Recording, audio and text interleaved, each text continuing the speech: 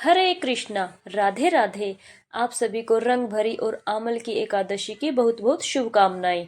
प्राचीन काल की बात है, जब माता पार्वती ने घोर तपस्या कर भगवान शिव को अपने पति रूप में प्राप्त किया। अनेक युगों की कठिन तपस्या के बाद भगवान शिव ने प्रसन्न होकर पार्वती जी को स्वीकार किया और उनका विवाह विधि पूर्वक हिमालय राज के घर संपन्न हुआ। किंतु विवाह के पश्चात माता पार्वती अपने पिता के घर में ही रही और भगवान शिव उन्हें अपने धाम नहीं ले गए। समय बीतता गया और देवी पार्वती के गृह प्रवेश का शुभ अवसर निकट आया। फाल्गुन शुक्ल एकादशी के दिन, जिसे आज रंग भरी एकादशी कहा जाता है, भगवान शिव स्वयं अपने गणों के साथ हिमालय राज के महल पहुंचे।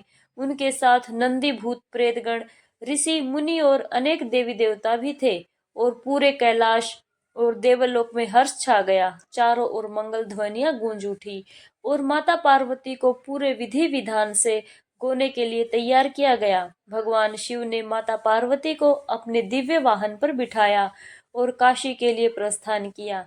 जैसे ही वे काशी पहुंचे, संपूर्ण नगर में उत्सव का माहौल छा गया। भक्तों ने अपने आराध्य शिव पार्वती जी का भव्य स्वागत किया। चारों ओर मंगल गीत गाए जाने लगे। शिव भक्तों ने रंग गुलाल उड़ाकर अपने आराध्य के आगमन का उल्लास मनाया। पूरे नगरी में आनंद और प्रेम की धारा बहने लगी। भगवान शिव स्वयं भी प्रसन्न होकर अपने भक्तों के साथ रंग खेलने लगे। माता पार्वती भी भक्तों के प्रेम को देखकर आनंदित हुई और उन्होंने भी शिव जी संग रंगों की छटा बिखेरी।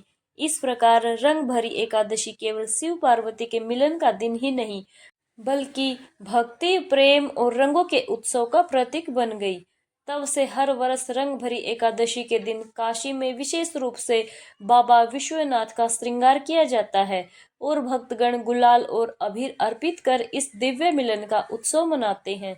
यह दिन भगवान शिव और देवी पार्वती जी के प्रेम, भक्ति और आनंद का प्रतीक है और इसे मनाने से जीवन में सुख, समृद्धि और आध्यात्मिक ऊर्जा का संचार होता है। रंग भरी या आमल की एकादशी फाल्गुन शुक्ल पक्ष की एकादशी तिथि को मनाई जाती है, जिसका उल्लेख अनेक पुराणों में भी मिलता है। इस दिन भगवान विष्णु और आंवले के वृक्ष की पूजा करने का विशेष महत्व है। आंवला, जिसे अमृत फल माना जाता है, श्री हरि को अत्यंत प्रिय है और इसके पूजन से व्यक्ति के समस्त पाप नष्ट हो जाते हैं। यह एकादशी जीवन में शुद्धता, पुण्य और मोक्ष की प्राप्ति के द्वार खोलती है। इसे रंग भरी एकादशी भी कहते हैं क्योंकि यह होली के पूर्व आती है और भक्त इस दिन उल्लास पूर्वक भगवान का पूजन कर रंगों का उत्सव मनाते हैं। इस दिन व्रत और दान का विशेष फल मिलता है, जिससे मनुष्य सांसारिक बंधनों से मुक्त होकर प्रभु के चरणों में स्थान प्राप्त करते हैं। तो आइए अब सुनते हैं फाल्गुन शुक्ला एकादशी। धर्मराज ने कहा, हे भगवान, अब आप हमें फाल्गुन शुक्ला एकादशी की कथा सुनाइए। भगवान ने कहा, भारतवर्ष में पहले समय में चित्ररथ नाम का राजा राज्य करता था। उसके राज्य में प्रजा बहुत सुखी थी, कोई गरीब या दुखी नहीं था।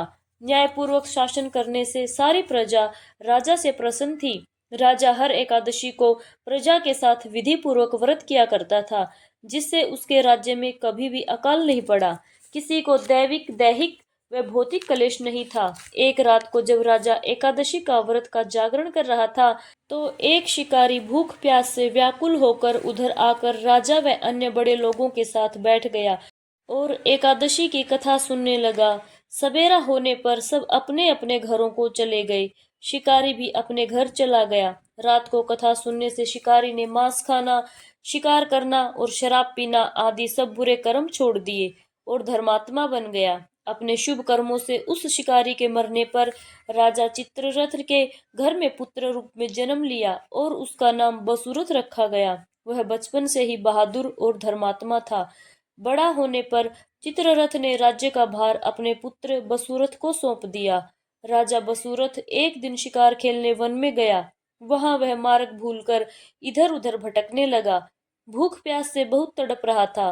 तभी उसने भगवान से प्रार्थना की, हे भगवान, मैंने ऐसा कौन सा कर्म किया है जिससे मैं इतना कष्ट उठा रहा हूँ। तभी भगवान की प्रेरणा से उसको ध्यान आया कि आज एकादशी है और मैं प्राणियों की हिंसा कर पाप का भागी बन रहा हूँ। इसी कारण मेरी यह दशा हो रही है। राजा ने भगवान से प्रार्थना की कि अब मैं किसी जीव की हिंसा नहीं करूंगा, शिकार भी नहीं खेलूंगा।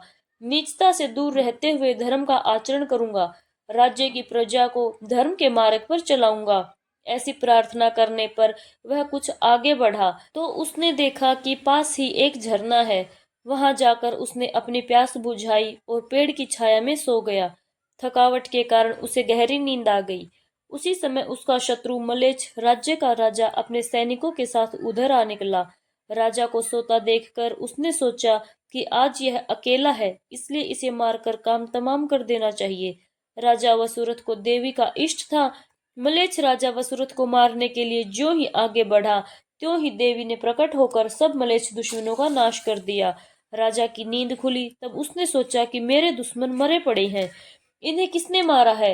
वह इसी अचरज में था कि आकाशवाणी हुई कि हे राजन, तुम धर्मात्मा और एकादशी का व्रत रखने वाले हो, इसलिए देवी ने प्रकट होकर आपके दुश्मनों का विनाश कर दिया, तुम्हारी रक्षा की है। राजा यह जानकर न्याय और धर्म पूर्वक शासन करने लगा।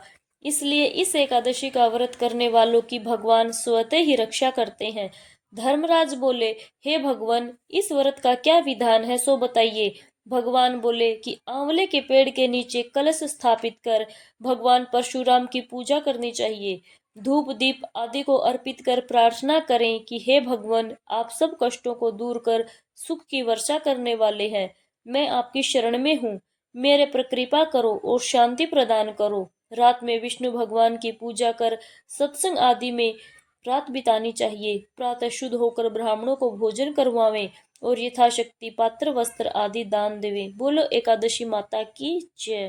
प्रिय श्रोताओं, तो यह थी आज की फाल्गुन शुक्ला एकादशी आमल की एकादशी की व्रत कथा। प्रेम से बोलिए राधे राधे। हरे कृष्ण।